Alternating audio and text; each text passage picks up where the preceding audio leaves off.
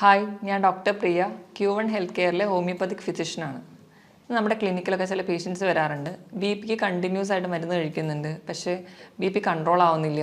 അതുപോലെ കാൽപാദത്ത്, അതുപോലെ മുഖത്തൊക്കെ നീരൊക്കെ ആയിട്ട്.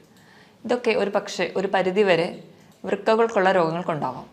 ഇന്ന് നമുക്ക് എന്തൊക്കെ ലക്ഷണങ്ങളാണ് ശരീരം കാണിക്കുന്നത് വൃക്കരോഗങ്ങളുണ്ടെങ്കിൽ എന്ന വിഷയത്തെക്കുറിച്ച് സംസാരിക്കാം.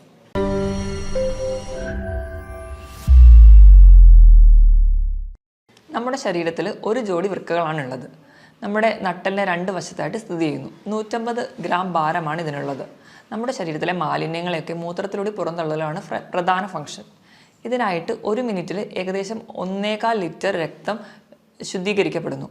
അതായത് ഏകദേശം ഒരു 4 മിനിറ്റ് കൊണ്ട് നമ്മുടെ ശരീരത്തിലെ മൊത്തം രക്തത്തെ ഒരു തവണ ശുദ്ധീകരിക്കാനുള്ള കഴിവ് നമ്മുടെ വൃക്കകൾക്കുണ്ട്.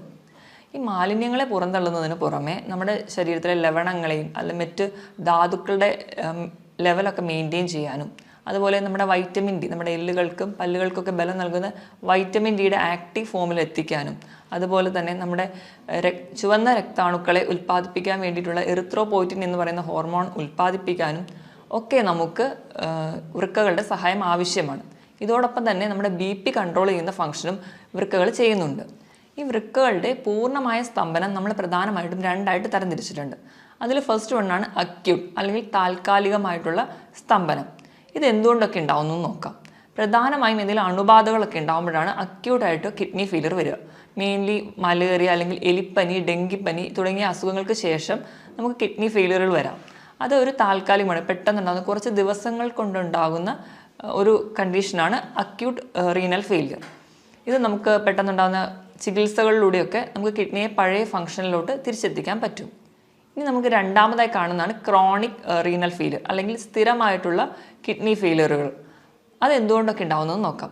അണുബാധകൾ കൊണ്ടുവരാം, അല്ലെങ്കിൽ ജനിതകമായ മറ്റ് രോഗങ്ങൾ കൊണ്ടുവരാം, അല്ലെങ്കിൽ കണ്ടിന്യൂസ് ആയിട്ടുള്ള സ്റ്റോൺ കിഡ്നിയിൽ ഉണ്ടാകുന്നതുകൊണ്ട്, അതുപോലെ തന്നെ ബി.പി, ഷുഗർ തുടങ്ങിയ രോഗങ്ങളുള്ളവർക്കും ക്രോണിക്കായിട്ട് നിന്ന് അത് കിഡ്നി ഫെയിലിയറിലോട്ട് പോകാം. ഇത് നമ്മൾ തുടക്കത്തിലൊക്കെ അറിയുകയാണെങ്കിൽ നമുക്ക് ചികിത്സിച്ചാൽ ഒരു പരിധി വരെ കൺട്രോൾ ചെയ്യാം. അല്ലെങ്കിൽ കുറച്ചുകൂടെ ഡെവലപ്ഡ് ആയി പോവുകയാണെങ്കിൽ നമുക്ക് ഡയാലിസിസിലോട്ടൊക്കെ പോവേണ്ടി വരുന്നുണ്ട്. ഇനി കിഡ്നിയുടെ രോഗങ്ങളൊക്കെ നമുക്ക് എങ്ങനെ തിരിച്ചറിയാമെന്ന് നോക്കാം. അതിന് പ്രധാനമായും നമ്മൾ ചെയ്യുന്നത് ഒന്നെങ്കിൽ ബ്ലഡ് ടെസ്റ്റ് അല്ലെങ്കിൽ യൂറിൻ ടെസ്റ്റാണ്. ബ്ലഡ് ടെസ്റ്റ് ചെയ്യുമ്പോൾ ആദ്യം നമ്മൾ ഹീമോഗ്ലോബിൻ ലെവൽ നോക്കുമ്പോൾ കിഡ്നി കംപ്ലയിൻ്റ് ഉള്ളവർക്ക് ഹീമോഗ്ലോബിൻ്റെ അളവ് കുറഞ്ഞിരിക്കുന്നത് കാണാം. രണ്ടാമതായിട്ട് നമ്മൾ കിഡ്നി ഫംഗ്ഷൻ ടെസ്റ്റ് ചെയ്യും. അതിൽ യൂറിയയും ക്രിയാറ്റിനുമാണ് നമുക്ക് കൂടുതൽ ഇമ്പോർട്ടൻസ് നൽകുന്നത്. യൂറിയയുടെ നോർമൽ ലെവൽ എന്ന് പറയുന്നത് 5 to 20 ആണ്. അത് കിഡ്നി പേഷ്യൻസിൽ കൂടുതലായിട്ട് നിൽക്കുന്നത് കാണാം. ക്രിയാറ്റിൻ്റെ ലെവൽ 0.6 to 1.2 ആണ്. ഒരു 1.5 മുകളിലെത്തുമ്പോൾ തൊട്ടേ നമ്മൾ കുറച്ചുകൂടി ശ്രദ്ധിക്കേണ്ടിയിരിക്കുന്നു. 2 മുകളിൽ പോവുകയാണെങ്കിൽ, 2 മുകളിൽ പോവുകയാണെങ്കിൽ സ്ഥിതി കുറച്ച് ഗുരുതരമാണ്. അപ്പോൾ കിഡ്നിക്ക് എന്തോ കംപ്ലയിൻസ് ഉണ്ട്, സീരിയസ് ആയിട്ടുള്ള പ്രശ്നമുണ്ട്. അതുകൊണ്ട് നമുക്ക് വേഗം ഒരു ട്രീറ്റ്മെൻറ്റിലോട്ട് പോകേണ്ട ആവശ്യമുണ്ട്. കിഡ്നി ഫെയിലിയറിന് പ്രധാനമായും 3 കാരണങ്ങളാണ് പറയപ്പെടുന്നത്. ഒന്നാമത്തേത് ബി.പി കൺട്രോൾ ചെയ്യാൻ പറ്റാതെ പോകുന്നത്. രണ്ടാമത്തേത് ഡയബറ്റിസ് കൺട്രോൾ ചെയ്യാൻ പറ്റാതെ പോകുന്നത്. മൂന്നാമത്തേത് പാരമ്പര്യമായിട്ട് എന്തെങ്കിലും കിഡ്നി രോഗങ്ങളുള്ള കുടുംബങ്ങളിലുള്ളവർക്കും ഇത് കാണുന്നുണ്ട്.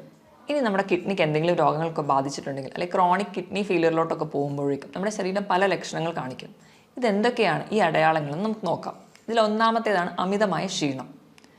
അമിതമായ ക്ഷീണം എന്ന് പറയുമ്പോൾ തന്നെ തളർച്ച, അമിതമായ കിതപ്പ്, അതുപോലെ തന്നെ തലവേദന, തലകറക്കം, അതുപോലെ ഒന്നിലും കോൺസെൻട്രേറ്റ് ചെയ്യാൻ പറ്റാതെ വരുന്നൊരു കണ്ടീഷൻ.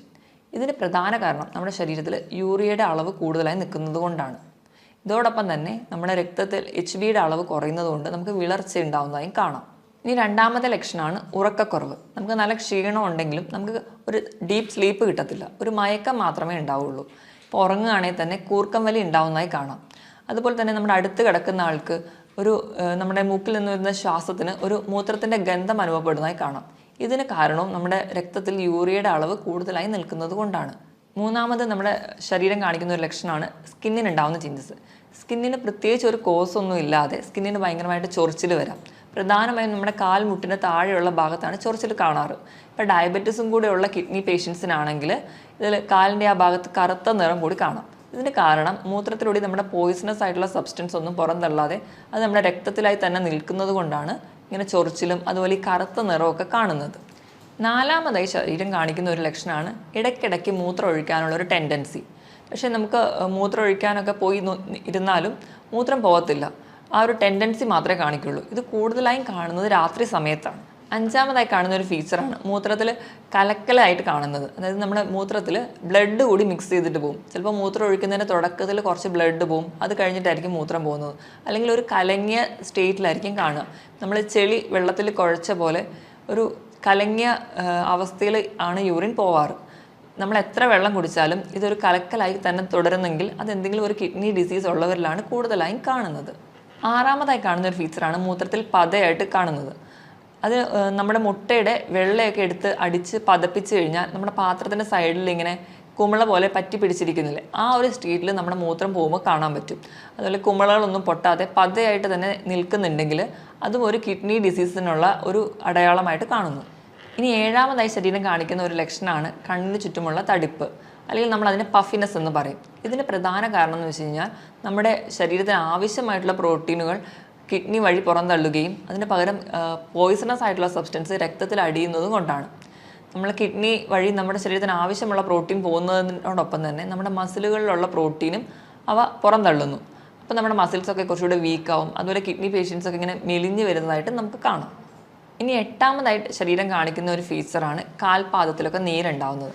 ഇതിന് പ്രധാന കാരണം എന്ന് വെച്ചിട്ടുണ്ടെങ്കിൽ നമ്മുടെ കിഡ്നിയുടെ എന്തെങ്കിലും ഡിസീസസ് വന്ന് കിഡ്നി ഫെയിലിയർ ആയിട്ടുണ്ടെങ്കിൽ നമ്മൾ വേണ്ടത്ര രീതിയിൽ ബ്ലഡൊക്കെ ഒന്നും പ്യൂരിഫൈ ചെയ്യാതെ പോകും. അപ്പോൾ ഈ ഫ്ലൂയിഡ് എല്ലാം കൂടി റിട്ടെയിൻ ചെയ്യുന്നതുകൊണ്ട് ഫ്ലൂയിഡ് ഇങ്ങനെ കെട്ടിക്കിടക്കുന്നതുകൊണ്ടാണ് കാൽപാദത്തിന് നീര് വരിക.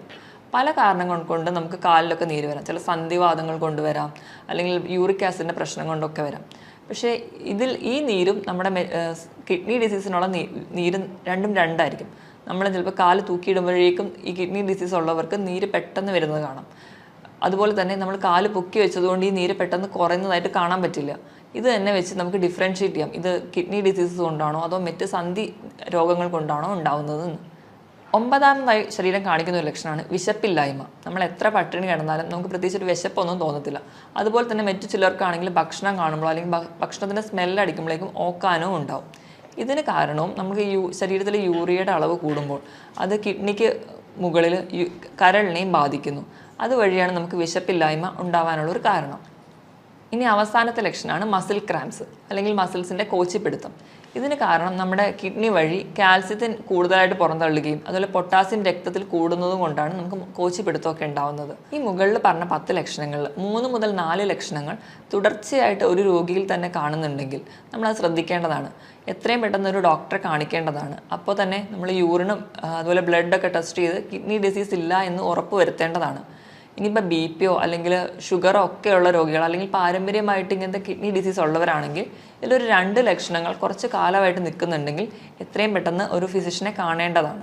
ഇനി ഈ മുകളിൽ പറഞ്ഞ 10 ലക്ഷണങ്ങൾ ഏതെങ്കിലുമൊക്കെ നമ്മുടെ ശരീരം കാണിക്കാൻ തുടങ്ങിക്കഴിഞ്ഞാൽ നമ്മൾ കിഡ്നിക്ക് വേണ്ടത്ര ശ്രദ്ധ നൽകണം എന്നാണ് അർത്ഥം. അപ്പം എന്തൊക്കെ ലൈഫ് സ്റ്റൈൽ ചേഞ്ചസ് ആണ് വരുത്തേണ്ടതെന്ന് നോക്കാം. ഇതിൽ ഒന്നാമതാണ് ധാരാളം വെള്ളം കുടിക്കുക. ഒരു ഹെൽത്തി ആയിട്ടുള്ള ഒരാളാണെങ്കിൽ ദിവസം ഒരു 3 ലിറ്റർ വെള്ളം കുടിക്കുക. അതായത് ഒരു 15 ഗ്ലാസ് വെള്ളമെങ്കിലും കുടിക്കണം. ഇപ്പോൾ കിഡ്നി ഡിസീസൊക്കെ സ്റ്റാർട്ട് ചെയ്തു പക്ഷേ ഡയാലിസിസിലോട്ടൊന്നും എത്തിയിട്ടില്ലാത്ത ഒരാളാണെങ്കിൽ വെള്ളം കുടിക്കുന്നതിൻ്റെ അളവും മൂത്രം ഒഴിക്കുന്നതിൻ്റെ അളവും തമ്മിൽ ഒരു അനുപാതമുണ്ട്. അവരൊഴിക്കുന്ന മൂത്രത്തിൽ നിന്നിൻ്റെ കൂടെ ഒരു 600 മില്ലി കൂടി കൂട്ടിയിട്ട് വേണം അവർ വെള്ളം കുടിക്കാൻ. ഇപ്പം 2 ലിറ്ററാണ് ഒരാൾ ഒഴിക്കുന്ന മൂത്രമെങ്കിൽ അവർ കുടിക്കേണ്ട വെള്ളത്തിൻ്റെ അളവ് 2600 മില്ലി ലിറ്ററാണ്. രണ്ടാമതായിട്ട് പുകവലി പൂർണ്ണമായി നിർത്തുക.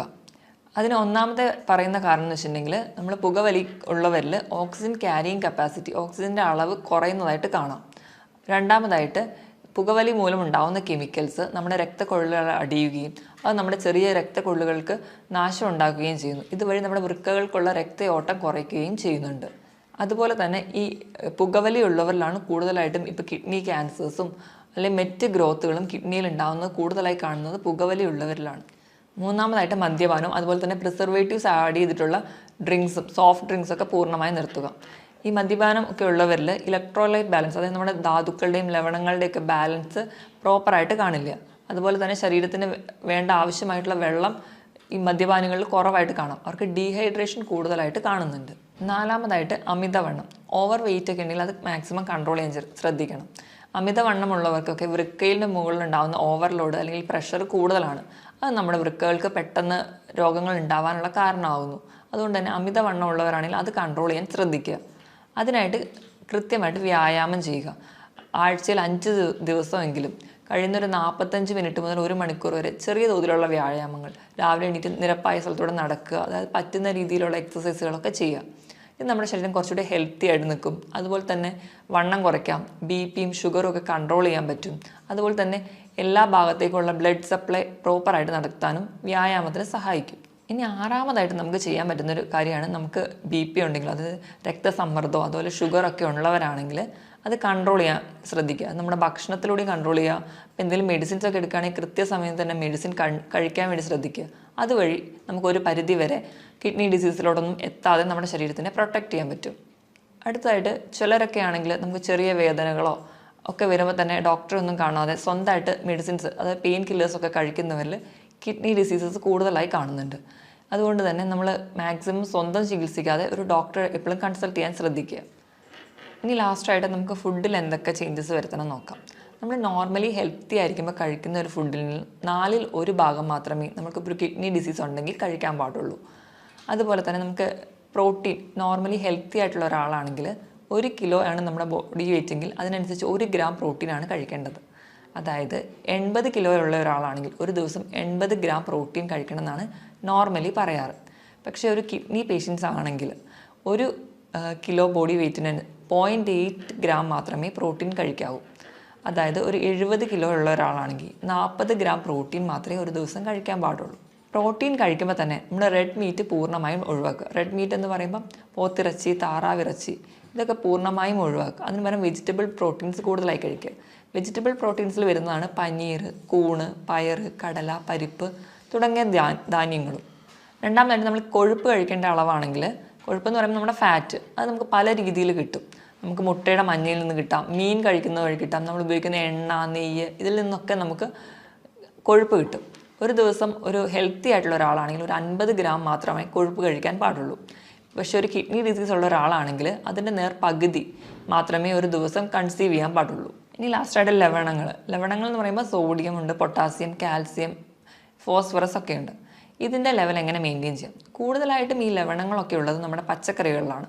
അപ്പോൾ നമ്മൾ പച്ചക്കറികളൊക്കെ കഴിക്കുമ്പോൾ അതാദ്യം വേവിച്ച് അതിൻ്റെ വെള്ളം ഊറ്റി കളഞ്ഞിട്ട് വേണം കഴിക്കാൻ. ഈ ഒരു പ്രോസസ്സിന് നമ്മൾ ലീച്ചിങ് എന്നാണ് പറയുക. ഇപ്പോൾ ഇലക്കറികളിലാണെങ്കിൽ കോളിഫ്ലവർ, ബ്രക്കോളി, ക്യാബേജ് ഇതൊക്കെ വൈറ്റമിൻ സി നിറഞ്ഞതുമാണ്. അതുപോലെ തന്നെ നമ്മുടെ കിഡ്നി ഡിസീസൊക്കെ പ്രിവെൻറ്റ് ചെയ്യാൻ വളരെ നല്ലതാണ്. പക്ഷേ ഇതൊക്കെ കഴിക്കുന്നതിനോടൊപ്പം തന്നെ ഇത് വേവിച്ച് ഇതിൻ്റെ വെള്ളം ഊറ്റി കളഞ്ഞിട്ട് വേണം കഴിക്കാനെന്ന് ശ്രദ്ധിക്കുക. പൊതുവെ എല്ലാ രോഗങ്ങൾക്കും നമ്മൾ ഫ്രൂട്ട്സും വെജിറ്റബിൾസും ആണ് കൂടുതലായിട്ട് കഴിക്കാൻ പറയുക. അപ്പോൾ നമ്മൾ ഫ്രൂട്ട്സ് കഴിക്കുകയാണെങ്കിലും ഒരു പരിധിയിൽ കൂടുതൽ കഴിക്കരുത്. കാരണം ഫ്രൂട്ട്സിലൊക്കെ കൂടുതലും പൊട്ടാസ്യമാണ് അടങ്ങിയിരിക്കുന്നത്. അപ്പോൾ പൊട്ടാസ്യം കൂടുതൽ ചെന്നിട്ടുണ്ടെങ്കിൽ അത് കിഡ്നി ഡിസീസിന് കൂടുതൽ ബുദ്ധിമുട്ടുണ്ടാക്കുകയുള്ളൂ. അപ്പോൾ പൊട്ടാസ്യം കുറഞ്ഞുള്ള ഫ്രൂട്ട്സാണ് ആപ്പിൾ, പൈനാപ്പിൾ, അതുപോലെ തന്നെ ബെറി. ഇതിലൊക്കെ പൊട്ടാസ്യം വളരെ കുറവാണ്. ഇതൊക്കെ കൂടുതലായിട്ടും കഴിക്കാൻ വേണ്ടി ശ്രദ്ധിക്കുക. അതുപോലെ പേരയ്ക്ക പൊട്ടാസ്യം കുറഞ്ഞൊരു ഫ്രൂട്ടാണ്. ഇനി പൊട്ടാസ്യം കുറച്ച് കൂടുതലായിട്ട് നിൽക്കുന്ന ഫ്രൂട്ട്സുകളാണ് മാതളം, അതുപോലെ ഓറഞ്ച്, ഏത്തപ്പഴം, അതുപോലെ കരിക്കിലും പൊട്ടാസ്യം കൂടുതലായിട്ട് നിൽക്കുന്നുണ്ട്. കരിക്കൊക്കെ കിഡ്നി പേഷ്യൻസ് സ്ഥിരമായിട്ട് ഉപയോഗിക്കാതിരിക്കുന്നതാണ് നല്ലത്. ഇനിയിപ്പോൾ നമ്മൾ ഏത്തപ്പഴമൊക്കെ കഴിക്കുകയാണെങ്കിൽ അത് പുഴുങ്ങി കഴിക്കുമ്പോൾ പൊട്ടാസ്യം ഒരുപാട് വെള്ളത്തിലൂടെ നഷ്ടപ്പെടുന്നുണ്ട്. അപ്പോൾ കുറച്ചും കൂടി കിഡ്നി ഡിസീസ് ഉള്ളവർ ഏത്തപ്പഴമൊക്കെ പുഴുങ്ങി കഴിക്കുന്നതാണ് കുറച്ച് കൂടുതൽ ബെറ്റർ. ഇനി ഉപ്പിൻ്റെ അളവ് പറയുകയാണെങ്കിൽ കിഡ്നി പേഷ്യൻസ് ഒക്കെ ഉണ്ടെങ്കിൽ ഒരു 4 ഗ്രാമിൽ കുറവ് ഉപ്പ് മാത്രമേ ഒരു ദിവസം ഉപയോഗിക്കാൻ പാടുള്ളൂ. ഇപ്പം നമ്മുടെ വീട്ടിലൊക്കെ ആരെങ്കിലും കിഡ്നി പേഷ്യൻസ് ഒക്കെ ഉണ്ടെങ്കിൽ നമ്മൾ ഭക്ഷണം പാചകം ചെയ്യുമ്പോൾ എപ്പോഴും ഉപ്പിടാതെ പാചകം ചെയ്യുക. എന്നിട്ട് അവർക്ക് വേണ്ടിയിട്ടുള്ള ഒരു പോർഷൻ മാറ്റി വെച്ച് അതിൽ വളരെ കുറച്ച് ഉപ്പ് മാത്രം ചേർക്കുക. എങ്കിൽ മാത്രമേ നമുക്ക് ആ ഉപ്പിൻ്റെ ലെവൽ മെയിൻറ്റെയിൻ ചെയ്യാൻ പറ്റുള്ളൂ. നമുക്കറിയാം നമ്മൾ സയൻസും അല്ലെങ്കിൽ മെത്തേഡ്സൊക്കെ ഇത്രയും ഡെവലപ്ഡ് ആയിട്ട് നിൽക്കുന്ന ഒരു സ്റ്റേജിലാണെങ്കിൽ പോലും കിഡ്നിയെ പോലെ തന്നെ ഏറ്റവും ചെറിയ മൈന്യൂട്ടായിട്ടുള്ള മാലിന്യങ്ങൾ പോലും പുറന്തള്ളാൻ പറ്റുന്ന ഒരു മെക്കാനിസം അല്ലെങ്കിൽ ഒരു മെഷീനും ഇന്ന് വരെ കണ്ടുപിടിക്കാൻ പറ്റിയിട്ടില്ല. ഇപ്പോൾ ഡയാലിസിസ് മെഷീൻസും ഒക്കെ ഉണ്ടെങ്കിലും അതും ഒരു കിഡ്നി ഫങ്ഷൻ ചെയ്യുന്ന പോലെ നമുക്ക് ഫങ്ഷൻ ചെയ്യാൻ പറ്റത്തില്ല. അപ്പോൾ മുകളിൽ പറഞ്ഞ പോലെ കൃത്യമായിട്ട് ഡയറ്റും അല്ലെങ്കിൽ കൃത്യമായിട്ട് തന്നെ നമ്മളെ ജീവിതശൈലികളിലൊക്കെ മാറ്റം വരുത്തിയാലും അല്ലെങ്കിൽ കൃത്യമായി വ്യായാമം ചെയ്യുന്നത് വഴി ഒരു പരിധി വരെയൊക്കെ നമുക്ക് കിഡ്നി ഡിസീസസ് കൺട്രോൾ ചെയ്യാൻ പറ്റും. ഇതിനോടൊപ്പം തന്നെ കിഡ്നി രോഗങ്ങൾക്കുള്ള ഫലപ്രദമായ ചികിത്സയും ഹോമിയോപ്പതിയിലൂടെ ലഭ്യമാണ്. ഇനി മറ്റൊരു ഹെൽത്ത് ടോപ്പിക്കുമായിട്ട് വീണ്ടും കാണുന്നതുവരെ നന്ദി.